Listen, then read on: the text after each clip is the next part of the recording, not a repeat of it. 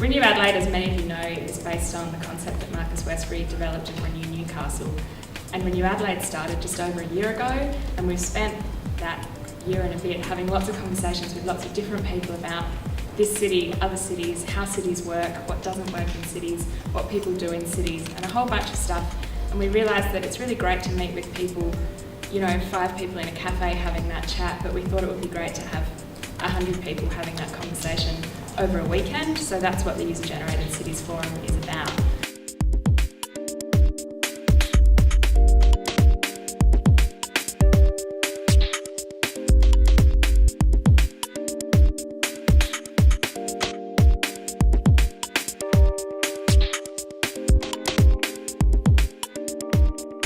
Luckily for us, there's a really good electrician that works for the Fringe, and we were discussing it with him, and I rang up, compliancy officers and Building Code Australia, and have had hours and hours of research.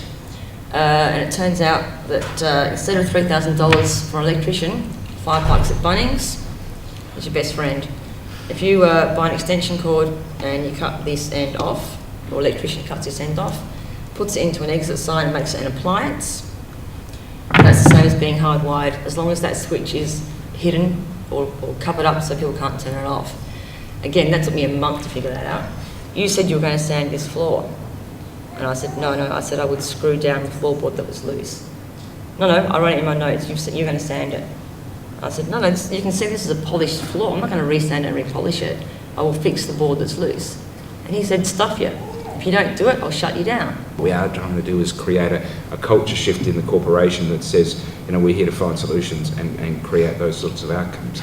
That said, the other thing I'd say is that I'm particularly interested in how we do crack this regulatory code.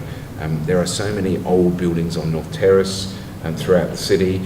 I don't know them anywhere near as well as Cassie and Yanto, who have a bad habit of going around and just finding a broken door and wandering through an old building, which I think is great. It's sort of like parkour on feet, exploring the city and all those fine-grained elements. And so I'm absolutely committed to this just because it makes bloody good sense. But so what I actually need is your help. This is actually not about me or even Cassie or Renew Adelaide. It's actually about everyone in the room applying pressure. Good strategy circles the wagons and applies pressure from every angle. This is where creatives move into a space, revitalise those spaces, increase the relevance of those spaces, create a new economy, and then the developers come in and see what you've done and take advantage of that.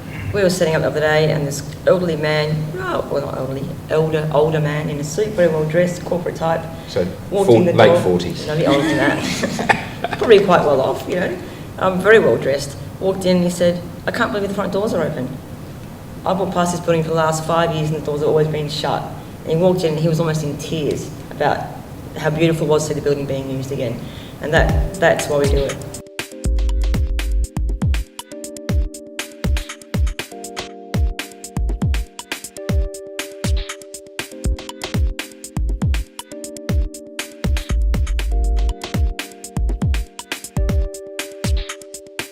Recently, it had a sort of,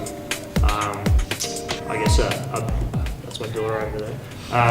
It had a sort of death and renewal where it was dependent on essentially a venture capitalist angel investor figure who was financing it. He pulled the plug mid last year, and the editor of New Matilda, Marnie Cordell, was able to crowdsource approximately $175,000 to get the website back up and running and to continue to pay contributors and continue to be an independent news and current affairs resource in Australia. So that was an inspiring example, I think, of independent media.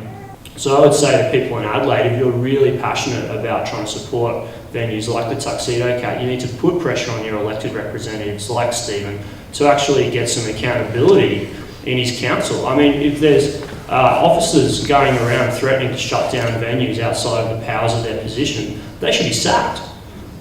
You should be exerting some accountability, Stephen, on your organisation. And it's up to the people here to actually exert accountability on Stephen so that happens. I think we shot ourselves in the foot for generations by saying actually art should be free because patrons or subsidy or someone else should pay for it. Why should it be free? If you make a chair and you want to sell that chair, you sell that chair. You make music and you want to sell music, you sell that music. Or you do everything you can to give yourself an audience who respects you enough to want to help you make a living. Yes, okay, there have been middlemen in the system that have changed where the profit margins are, what the relationship is between you and that producer of content. But this is something that social media is bringing complete revolutions of being able to say, okay, I like that artist, I talk to them on Twitter, I'm therefore personally connected to them, and it matters to me that they, without a label, are actually able to fly over to Australia to come and perform for me. That matters to me, so I'm prepared to give them money. I find that artists are quite happy to engage in commercial activity, but they don't necessarily want to become business people, nor should they become business people. So I think, and because we cross over science as well, I think that's similar happens in the science area where people are engaged in pure research and they're quite interested in commercial outcomes that could give them financial benefit, but they don't want to soon set up a startup company to do that. Yeah, I really couldn't agree with you less. Awesome.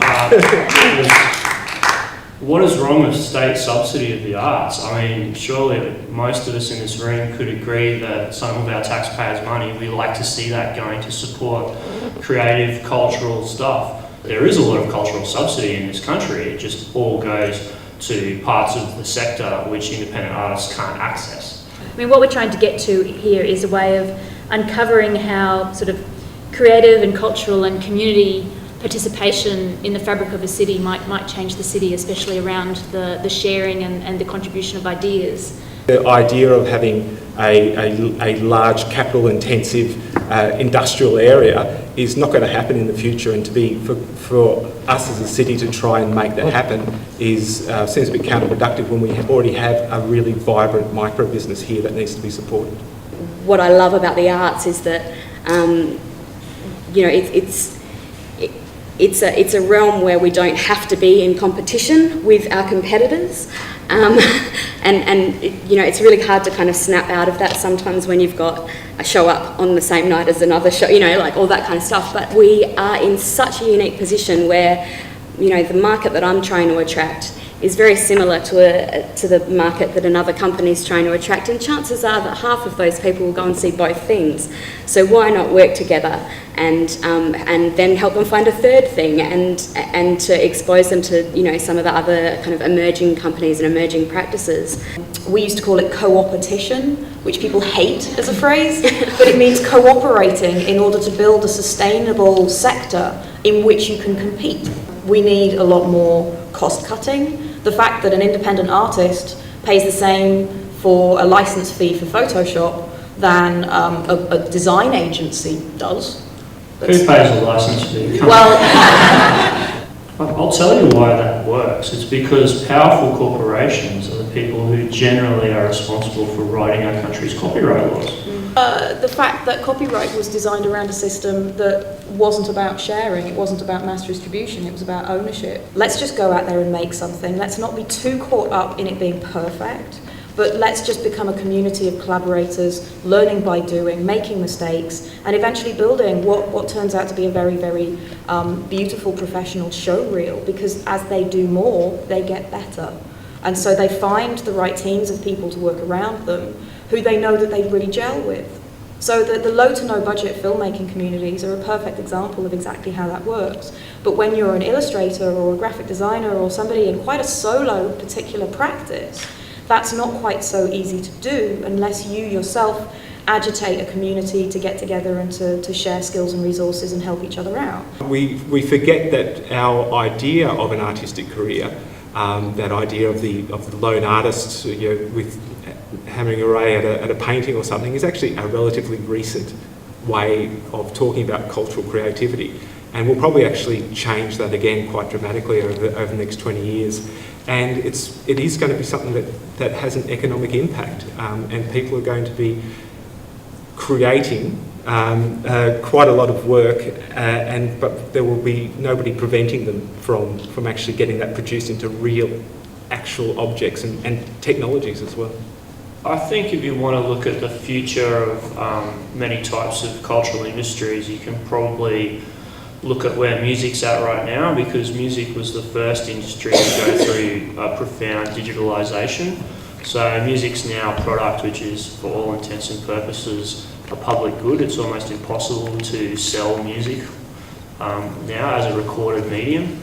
So the music industry has essentially had to entirely restructure itself to become a live experience. And so really music is about festivals now, it's about concert tickets, it's about merchandise. What it's not about is selling digital media. So I guess I wanted to leave you with three sorts of things to think about. The first one was, how do we make our user ideas, our user-generated ideas flourish? How do we actually give them legs and give them life? Who do we need to get involved? Because I think what's come clearly out of this is it's not something that's done as an isolated individual, but it's done within a city. It's done within a city that allows us to run into other people who have similar ideas or ideas that run up against ours and allow us to make something bigger through collaboration. And then the last one is how do we make it happen? And I guess the emphasis is on we. How do I make it happen is the biggest cultural shift around new ideas that I've picked up from this panel today.